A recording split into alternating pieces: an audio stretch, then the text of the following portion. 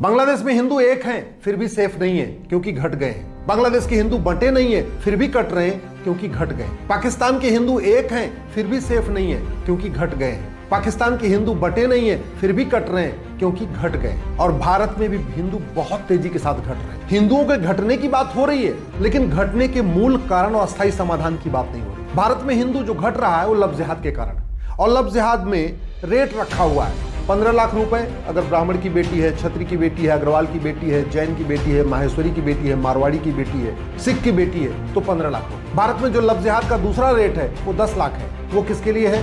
वो जाट की बेटी हो, गुजर की बेटी हो, यादव की बेटी हो, पटेल की बेटी हो तो 10 लाख। अगर वो दलित की बेटी है, पासवान की बेटी है, सरोज की बेटी है, हरिजन की बेटी है, जाटों की बेटी है तो 5 लाख। तो ये जो लव जिहाद का रेट रखा हुआ है 10 लाख, 15 लाख, 5 लाख, ये पैसा कहां से आ रहा है कभी इसके ऊपर चर्चा नहीं हो रही। और जब तक फंडिंग नहीं बंद होगी, जब तक ये जो पैसा आ रहा है ये नहीं रुकेगा, तब तक लव जिहाद नहीं रुकेगा। ऐसे ही जो हम भारत में घट रहे हैं उसका एक बड़ा कारण है घुसपैठ। तो घुसपैठियों को 2 से 3 लाख रुपए मिलता है भारत में आने के लिए, भारत में रहने के लिए।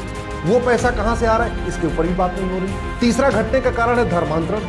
धर्मांतरण का भी रेट रखा हुआ है कि प्रति व्यक्ति 1 लाख रुपए मिल रहा है। यानी किसी परिवार में 5 आदमी हैं और उस परिवार को कन्वर्ट कर दिया तो 5 लाख रुपए मिल गए। किसी परिवार में 8 लाख रुपए हैं, 8 व्यक्ति हैं, उस परिवार को कन्वर्ट कर दिया तो 8 लाख रुपए मिल गए। और आपको जान के आश्चर्य होगा कि भारत में जनसंख्या विस्फोट की फंडिंग हो रही है। अगर तीसरा बच्चा जो पैदा करेगा, चौथा बच्चा पैदा करेगा, 5वां बच्चा पैदा करेगा, हर 2 से ज्यादा बच्चा पैदा करने पे 2 से 3 लाख रुपए मिल रहा है। यानी किसी ने 5 बच्चा पैदा कर दिया तो उसका 6 लाख रुपए की कमाई होगी, क्योंकि 2 बच्चे तक तो ठीक है, जो तीसरा, चौथा, 5वां, 6वां करेगा उसको हर बच्चे 2-2 लाख रुपए मिल रहा है। सवाल बनता है ये पैसा कहां से आ रहा है? खेत में तो पैसा पैदा नहीं होता, पेड़ पे तो पैसा पैदा नहीं होता। तो भारत में डेमोग्राफी बदलने के लिए पैसा आ कहां से रहा है? तो सबसे बड़ा जो मेजर जो चंक आ रहा है वो हलाल इकोनॉमी से आ रहा है। और भारत में हलाल इकोनॉमी लगभग 50,000 करोड़ की हो चुकी है। दुर्भाग्य देखिए, हलाल को बैन करने पे न लोकसभा में चर्चा हो रही, न राज्यसभा में चर्चा हो रही, न सुप्रीम कोर्ट में चर्चा हो रही, न विधानसभाओं में चर्चा हो रही।